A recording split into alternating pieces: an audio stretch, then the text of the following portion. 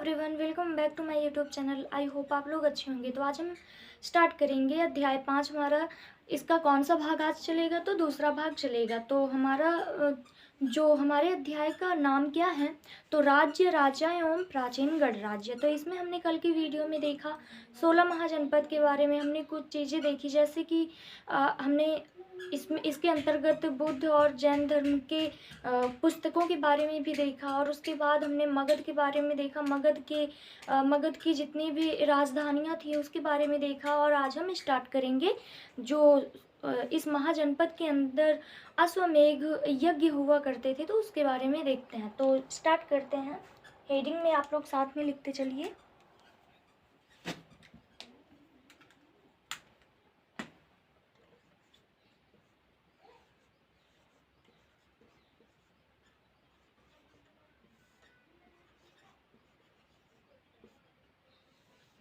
अश्वमेध यज्ञ। तो इस यज्ञ में कोई राजा घोड़े पर मोहर लगाकर छोड़ दिया जाता था, और जिस जिस मगध का राजा घोड़े को पकड़ लेता था तो दोनों तरफ के राजा के मध्य युद्ध होता था, और जो राजा जीत जाता था तो उसे हारने वाले राजाओं का जो है शासन मिल जाता था। तो आपको समझ में आई? जैसे कि पहले क्या हुआ करता था, हम लोग पहले चुनाव हम लोग अब आज से लगभग 50 साल से लगभग हम लोग चुनाव के जरिए अपना शासक खुद चुनते हैं। तो लेकिन पहले क्या होता था, पहले राजाओं का चुनाव किस प्रकार से होता था? तो एक राजा, किसी राज्य का एक राजा घोड़े पर अपना जो घोड़ा हुआ करता था, किस पर? अपने घोड़े पर मोहर लगाकर उसे छोड़ देता था, और वो राजा अपने पूरे मगध में घूमता रहता था, और जो भी राजा उसे पकड़ लेता था तो वो छोड़ने वाले राजा और पकड़ने वाले राजा के मध्य क्या होता था? युद्ध हुआ करती थी। तो युद्ध के दौरान जो राजा जीत जाता था तो हारने वाले जो राजा हुआ करते थे, हारने वाले राजा का शासन जो जीतता था वो राजा ले लेता था। तो इस यज्ञ के दौरान ही क्या होता था? तो चुनाव होता था राजाओं का। और इस जो अश्वमेध जो यज्ञ होता था, तो इसमें बहुत जो पुरोहित होते थे, पंडित हुआ करते थे, तो इनको बुलाया जाता था, और उसका जो इस यज्ञ को करवाने के लिए उसके बाद आगे चलते हैं। आप लोग यहाँ तक नोट करिए। हम आगे बात करते हैं जो मगध हुआ। मगध के बारे में हम थोड़ा देखें।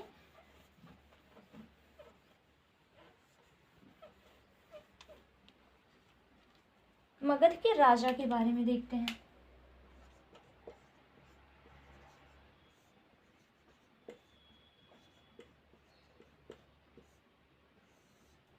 मगध के राजा। तो मगध के राजा यानी कि मगध में कौन कौन से राजा आए? तो सबसे पहले कौन सा राजा आया?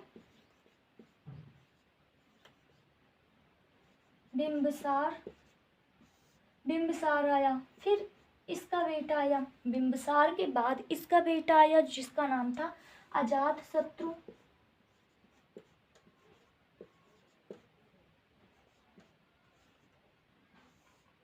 अजातशत्रु।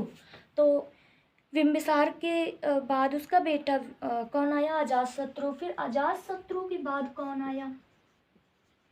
तो उदयन आया। उदयन कौन था? तो अजातशत्रु का बेटा था। तो ऐसे ऐसे करके मगध में राजाएं आते गए, और बहुत दिनों तक जो है, बहुत सालों तक जो मगध का शासन चलता रहा। तो इनके वंशज के अनुसार, यानी कि इनका बेटा आया, फिर इनसे उनका बेटा आया, ऐसे ऐसे इनका वंश काफ़ी लंबे समय तक चलता गया।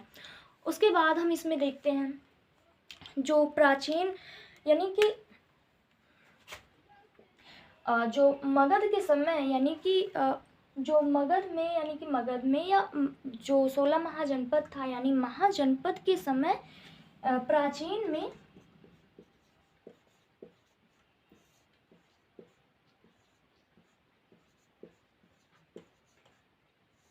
गढ़ राज्य हुआ करता था। जो महाजनपद के अंतर्गत को बहुत सारे राजधानियां राज्य थे जहाँ पर गढ़ राज्य हुआ करता था। इस गढ़ राज्य में किस प्रकार से ये गढ़ राज्य हुआ करता था, तो यहाँ पर एक राजा ना होकर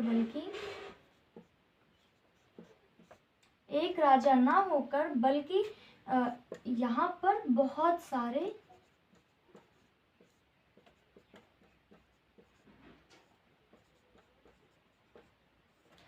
सारे राजा क्या करते थे, शासन करते थे।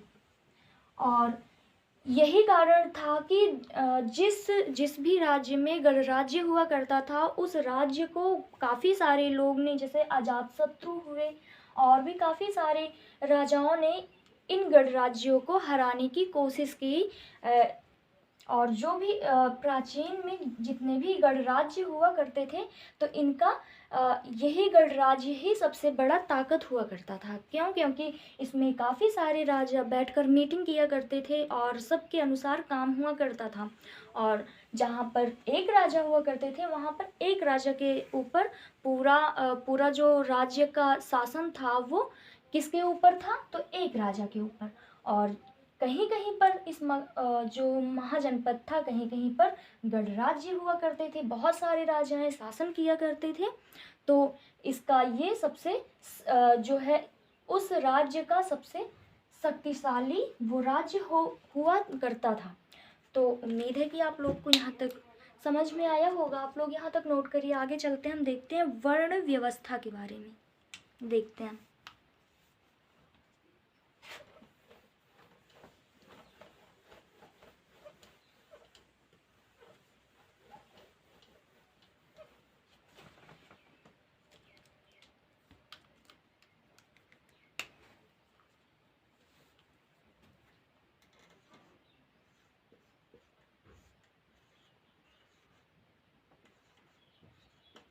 वर्ण व्यवस्था का मतलब होता है वर्ग व्यवस्था। तो यानी ये वर्ण व्यवस्था कितने प्रकार के होते हैं, तो बेसिकली 2 प्रकार के होते हैं। पहला क्या हो गया, पहला हो गया वर्ण या फिर वर्ग, और दूसरा जाति। तो इसको देखते हैं कैसे होता है। तो जो वर्ण होता था ये पहले कोई भी जैसे कोई भी मनुष्य का जन्म होता था तो वो यानी कि उसकी जाति या फिर वो जन्म से उसकी जाति नहीं देखी जाती थी, यानी कि उसके कर्म से उसको नापा जाता था। यानी कि जैसा कर्म करेगा वैसे ही वो स्थिति में रहेगा। जैसे मान लीजिए कोई भी व्यक्ति जन्म लिया और जन्म लेने के पश्चात वो अगर अच्छा काम कर दिया, महान काम कर दिया, तो वो महान योद्धाओं में गिना जाता था। और जो व्यक्ति निकम्मीगिरी या फिर ऐसे काम किया करता था, और या फिर कोई व्यक्ति कोई भी काम ना करके बल्कि अपने जो बड़े लोग हुआ करते थे उनकी सेवा करता था तो उसको शूद्र बोल दिया जाता था। और कोई व्यक्ति अपना जो मेहनती काम होता था उसको छोड़कर कोई भी बिना मेहनत वाले जीवन जीता था तो उसको उसके जन्म के आधार यानी कर्म के आधार पर उसको उसकी जाति यानी कि उसकी तुलना किया जाता था। लेकिन फिर इसका जो वर्ण व्यवस्था था कर्म से चेंज करके, कर्म से बदल कर किसमें कर दिया गया, तो जन्म के आधार पर कर दिया गया। जाति जो है पहले जाति कर्म के आधार पर चुनी जाती थी और फिर चेंज होकर जो जाति है वो जन्म के आधार पर परिवर्तन कर दिया गया। ये किसने किया, तो ये जो चेंज हुआ ये किसने किया, तो ये महाजनपद के समय के जो पुरोहित या फिर पुजारी हुआ करते थे, या फिर सीधा हम कहें तो ब्राह्मण लोग ने ये चीज चेंज किया, यानी कि होना चाहिए कर्म पर कि जैसा उसका कर्म वैसा उसका आगे का फल, लेकिन बाद में उसने जाति के आधार पर कर दिया कि जो व्यक्ति पुजारी कहाँ ब्राह्मण के घरों में पैदा होगा वो बचपन से ही, जन्म से ही वो ब्राह्मण कहलाया जाएगा। उसके बाद जो वैश्य के घर में होगा जिसका जन्म, वो बचपन से ही वैश्य कहलाया जाएगा, और जिसका जन्म शूद्र जाति में होगा वो बचपन से शूद्र कहलाया जाएगा। और जो महान योद्धाओं के घर में पैदा होगा वो बचपन से ही वो योद्धा कहलाया जाएगा, योद्धा नहीं तो बल्कि वो राजा कहलाया जाएगा। तो बहुत सारे लोगों ने ये परिवर्तन जो हुआ किसके द्वारा, ब्राह्मण के द्वारा। तो ये जो ब्राह्मण हुआ करते थे, जैसे जन्म के बाद शूद्र, यानी कि मान लीजिए शूद्र के घर में कोई बच्चा पैदा हुआ तो उसको जन्म से शूद्र बोला गया। अब ये ब्राह्मण लोग इनको जो इससे पहले हमने बताया अश्वमेध यज्ञ, तो उस यज्ञ में इन लोगों को आने नहीं दिया जाता था, और उसके बाद स्त्रियां होती थी उनको नहीं आने दिया जाता था, और भी जैसे मछली पकड़ने वाले व्यक्ति को नहीं आने दिया जाता था। तो ये सब चीज़ इन्होंने बताया, यानी कि कर्म से चेंज करके इन्होंने जन्म में परिवर्तन कर दिया। और बहुत सारे लोगों ने ये चेंजेस हुआ इसका विरोध भी किया कि ये चीज़ नहीं होना चाहिए। काफ़ी लोगों ने तो जन्म से ही उसकी जाति को मापना, ये चीज़ें स्वीकार ही नहीं किया। तो ऐसी चीज़ें हुई। उसके बाद हम देखते हैं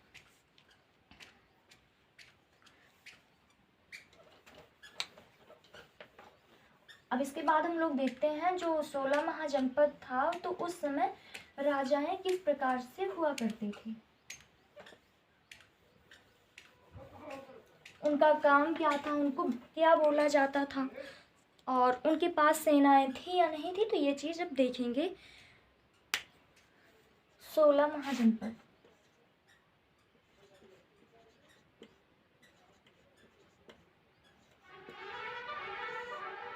यानी ये क्या हुआ, तो ये 16 महाजनपद में भी परिवर्तन हुआ, बहुत बड़े बदलाव हुए, चेंजेस हुए। क्या हुआ, परिवर्तन।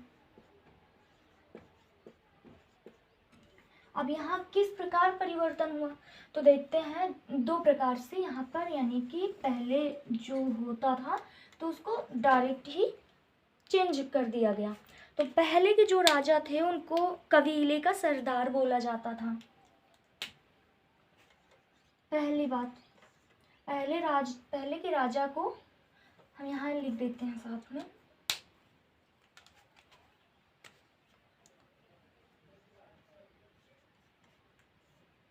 पहले यानी पहले के राजा, और यहाँ भी राजा, और बाद के राजा।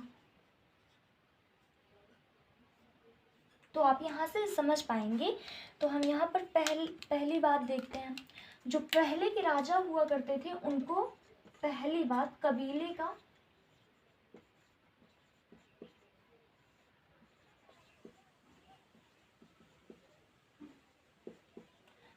का सरदार बोला जाता था। और दूसरी बात, जो पहले के राजा थे तो उनके पास जो आर्मी या फिर सेना होनी चाहिए थी, इनके पास सेना नहीं थी। और तीसरी बात, जो पहले के राजा थे ये टैक्स नहीं लेते थे, नो टैक्स। पहले के राजा टैक्स पर नहीं निर्भर थे, ये टैक्स नहीं लिया करते थे। और चौथी बात, जो पहले के राजा थे ये टैक्स ना लेकर ये लोगों से क्या लेते थे, उपहार लिया करते थे। किस फॉर्म में उपहार लिया करते थे, जो पहले हमने यज्ञ बताया। तो ऐसे काफ़ी सारे यज्ञ ये लोग करवाते थे, किसके द्वारा, तो ब्राह्मणों के द्वारा। तो यज्ञ करवाते थे तो आसपास के जो ये निमंत्रण देते थे और आसपास के राजाओं को या फिर वैश्य को, अपनी छोटी जाति को, और ब्राह्मणों को, और जो भी उनके बराबरी का हुआ करता था। तो ये सब लोग जब यज्ञ में आते थे तो क्या लेकर आते थे, तो उपहार लेकर आया करते थे। किसके लिए, तो राजा के लिए क्या लाते थे, तो उपहार। तो ये जो राजा था ये पहले टैक्स नहीं लिया करता था, तो ये उपहार लेता था, उपहार वो मांगता नहीं था। तो ये पहले परंपरा हुआ करती थी, जिसके यहाँ, जिस राजा के यहाँ यज्ञ या फिर ऐसे कोई पूजाएं होती थी तो उनके लिए उपहार लाया जाता था, ये परंपरा थी। उसके बाद हम देखेंगे बाद के राजा के बारे में। तो पहले के राजा को कबीले का सरदार कहा जाता था और बाद में फिर राजा को किंग या फिर राजा ही कहा जाने लगा। और दूसरी बात, बाद के राजा के पास जो सेनाएं थी, सेना बहुत भारी मात्रा में थी, राइट है। और फिर उसके बाद ये जो राजा थे पहले तो टैक्स नहीं लिया करते थे, लेकिन अब इनको टैक्स की ज़रूरत पड़ी तो ये जो है टैक्स लिया करते थे, लेना स्टार्ट कर दिए। और उसके बाद ये शुरुआत में जो अगर बात करें तो ये शुरुआत में तो जो टैक्स लिया करता था तो वो केवल 1/6 ही उपहार जो है टैक्स लिया करता था, यानी कि 1/6। तो ये चेंजेस हैं राजा जो 16 महाजनपद है इनके परिवर्तन के, तो पहले के राजा और बाद के राजा, तो आप यहाँ से अच्छे से देख सकते हैं। तो आई होप आपको क्लास पसंद आई होगी। अगर पसंद आई हो तो वीडियो लाइक करें, और कोई भी प्रॉब्लम लगे तो कमेंट बॉक्स में ज़रूर बताइएगा। तब तक के लिए धन्यवाद, टेक केयर।